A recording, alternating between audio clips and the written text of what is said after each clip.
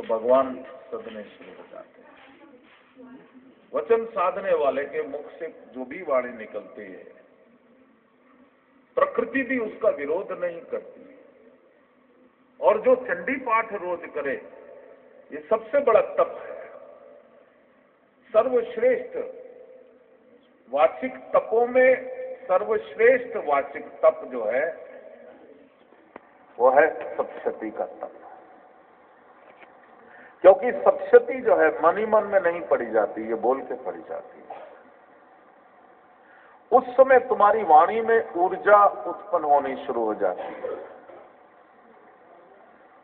जो भी शब्द तुम्हारे मुंह से निकलेगा वो खाली आवाज नहीं होगी, उसमें परमात्मा की शक्ति होगी, अंबाजी की शक्ति होगी, भगवान शिव की शक्ति होगी उसमें। इसलिए दूसरा जो है, और जो भी जाने अनजाने में संसार में हम जाते हैं, कभी झूठ बोलते हैं, कभी सच बोलते हैं। किसी दुकानदार के पास जाओ, वो बोला इतना दाम ज्यादा है, थोड़ा कम करो। बोला कसम से इतना कर दूंगा तो घाटा हो जाएगा, जबकि उसके अंदर से आवाज आ रही कि अभी भी तुझे 50% मुनाफा हो रहा है, लेकिन झूठ बोल देता है। तो दोष तो लगा। तो जाने अनजाने में मालूम नहीं क्या दोष, क्या झूठ बोल लेता आदमी। वो शुद्धि होनी चाहिए, जो पहले इस जन्म में, पिछले जन्मों में जो कुछ भी ऐसा बोला था उससे मुक्ति पानी है। तो दूसरा तप जो है वो है वाचिक तप। प्रतिदिन एक नियम बनाओ। 24 घंटे हैं, 24 घंटे मज्जा करने के लिए हैं तुम्हारे पास। उसमें से 1 घंटा इस शरीर के लिए दो। शरीर से पसीना निकलना चाहिए। शायद तुमको मालूम नहीं, शरीर की जो स्थूल शरीर की शुद्धि कैसे होती है। 10% टॉक्सिन्स जो है वो यूरिन से निकलते हैं शरीर के। ध्यान से सुन लेना, जो योगी लोग बोलते हैं। 10% यूरिन से निकलता है, 20% शौच के द्वारा निकलता है, जो वेस्ट है। कितना निकला? 30%। बाकी कहां से निकलना है? अगर पसीना नहीं बहा, पूरी त्वचा में असंख्य छिद्र हैं और अलग अलग ऑर्गन से जो मल है, जब तुम व्यायाम करते हो, जब तुम योगासन करते हो, जब शरीर में पसीना बहता है, तो बाकी टॉक्सिन्स तुम्हारे पसीने के द्वारा बाहर निकलते हैं। ये हो गया स्थूल टॉक्सिन्स। उसके बाद सूक्ष्म टॉक्सिन्स जो हैं वो तुम्हारे प्राणायाम के द्वारा शरीर से बाहर फेंकते हो। शुद्धि जो है, शरीर की शुद्धि, क्योंकि प्रतिदिन अशुद्धि भी भीतर जा रही है, तो प्रतिदिन शुद्धि भी होनी आवश्यक है। अगर खाली अशुद्धि भीतर जाए और शुद्धि ना हुए तो ये शरीर रोग का अड्डा भी बन जाएगा, ये शरीर विकारों का अड्डा भी बन जाएगा, ये शरीर कष्टों का अड्डा भी बन जाएगा। शिव योग कहता है कि ये शरीर नहीं, ये भगवान का मंदिर है। ये जो तुम्हारा स्थूल देह है, ये एक हाड़ मांस की बनी देह नहीं है। जिसको ज्ञान हो जाए वो ये समझे कि ये शिवा का मंदिर है और इसके भीतर भगवान शिव और मां भगवती का साम्राज्य होना चाहिए। तो जैसे मंदिर को रोज झाड़ पोंछ के धो के एकदम स्वच्छ करके अगरबत्ती जला देते हो, दिया जलाते हो, ये तो परमात्मा ने मंदिर बनाया है। इसको क्यों नहीं रोज धोते, इसको क्यों नहीं रोज स्वच्छ करते? इसलिए ये वचन लेना चाहता हूं तुमसे कि प्रतिदिन तुम तुम देह तप करोगे, देह तप, तप यानी कि सोने को भी तपाते हैं तो वो अशुद्धियां निकल जाती है। उसी प्रकार से शरीर की शुद्धि होना आवश्यक है। यदि दीर्घ आयु चाहिए, यदि स्वस्थ जीवन चाहिए, तो ये वचन जो मेरे को दोगे इस पे पक्के रहना। तो मैं तुमको आश्वासन देता हूं कि आखिरी समय तक तुम चलते फिरते रहोगे। वास्तव में शिव योग कहता है कि जीना भी जगे हुए, सोए हुए जीवन नहीं जीना। सोया हुआ मनुष्य वही है कि जो कुछ भी आए मुंह में डाल लो। जगा हुआ मनुष्य, उसको मालूम है क्या मेरे लिए ठीक है, क्या मेरे लिए ठीक नहीं, क्या मेरे लिए ग्राह्य है और क्या मेरे लिए त्याज्य है, उसको त्याग देना है। सोया हुआ मनुष्य जो है वो अपनी इंद्रियों के वश में होता है। जागा हुआ मनुष्य इंद्रियों को अपने वश में करके रखता है। इसलिए प्रतिदिन मुश्किल से 20 मिनट लगेंगे तुम्हारे को, जो आज तुमको सप्तशती का पाठ कराऊंगा।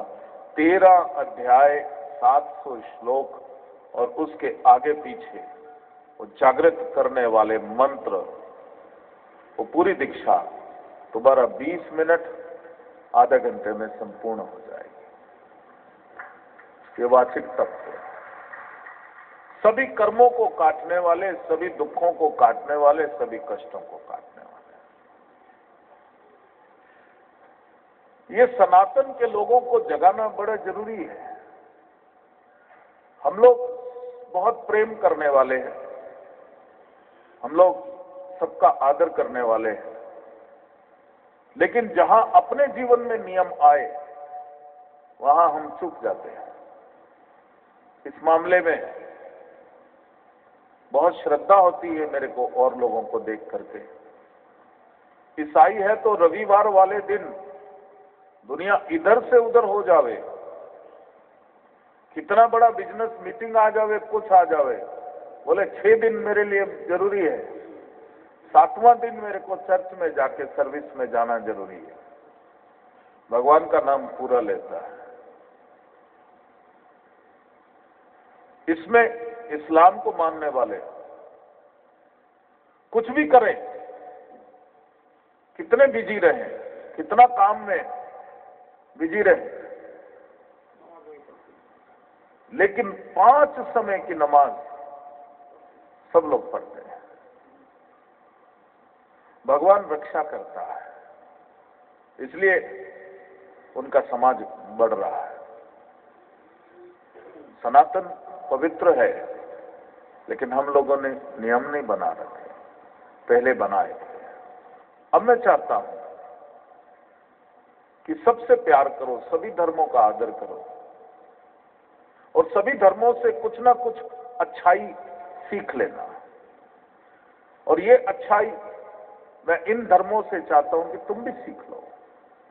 जितनी श्रद्धा उनके मन में है अपने नियम के प्रति, अपने भगवान के प्रति, उस नियम के प्रति, उस आध्यात्म के प्रति, उतनी श्रद्धा तुम भी अपने जीवन में लेकर के आओ। सुबह का समय देव कर्म का समय, दिन का समय सकाम कर्म का समय, रात्रि का समय शांति कर्म का समय। अपने दिनचर्या को, पूरे दिन को इन 3 भागों में विभाजित कर लेना। प्रातःकाल देव कर्म करने हैं और उस देव कर्म में शारीरिक तप, वाचिक तप और तीसरा है मानसिक तप। ये 3 तप यदि तुम करोगे तो तुम तेजस्वी होगे, तुम्हारे अंदर शक्ति का संचार होगा, तुम आसानी से थकोगे नहीं, तुम आसानी से हार नहीं मानोगे। तुम्हारे मन में जो भी संकल्प तुम कर लोगे उसको हमेशा सिद्ध करोगे। कमजोर आदमी कुछ भी संकल्प करता है लेकिन उसकी पूर्ति नहीं कर पाता, शुरुआत करता है, अधूरा छोड़ देता है। और जो शक्तिशाली मनुष्य है वो जो भी संकल्प करता है उसको संपूर्ण करता है। शारीरिक तप, योगासन निर्धारित करो। नहीं आते योगासन तो कोई टीचर लगा लो, योगाचार्यों को भी काम मिलेगा, रोजगार का साधन बन जाएगा। एक आध महीना सीखो, उसके बाद खुद करो, उसके बाद औरों को भी कराओ। ज्योत से ज्योत जलाओ। जो भी पॉजिटिविटी है, जो भी अच्छी चीज है वो आगे बढ़ाओ।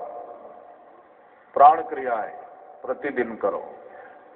सप्तशती का पाठ प्रतिदिन करो। और तीसरा है मानसिक तप। वो जो मैं तुमको दीक्षा दे रहा हूं वो श्री विद्या साधना 20 मिनट के लिए, शुरुआत अभी तुम्हारी 20 मिनट की।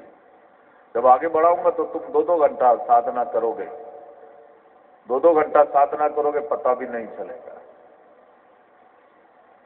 तो सुबह का समय, देव कर्म का समय, ये भगवान शिव के मुख की वाणी है जो मैं बोल रहा हूं।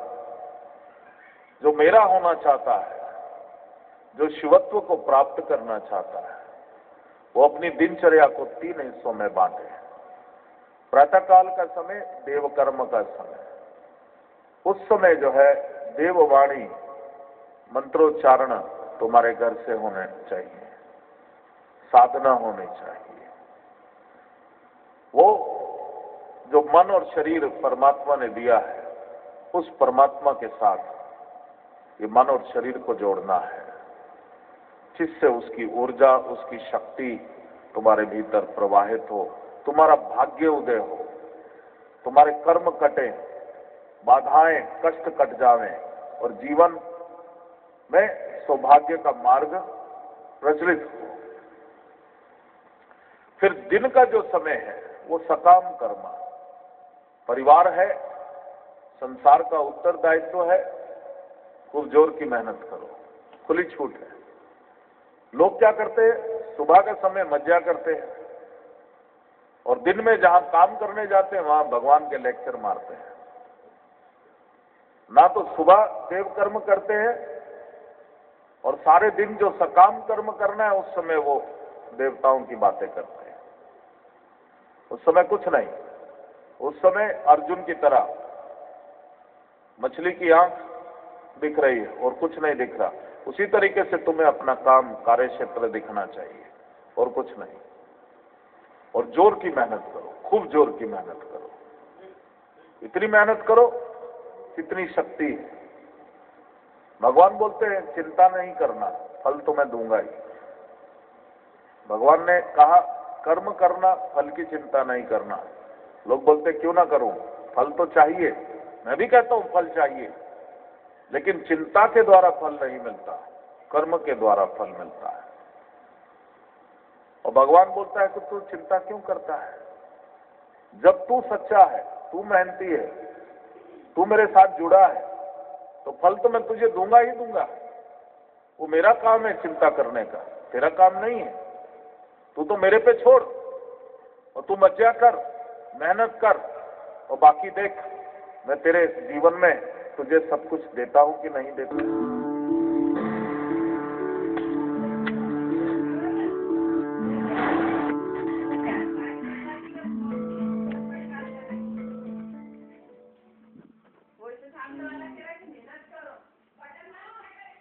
बाबा जी कहते हैं प्राण को वश में कर लो तो मन वश में हो जाएगा।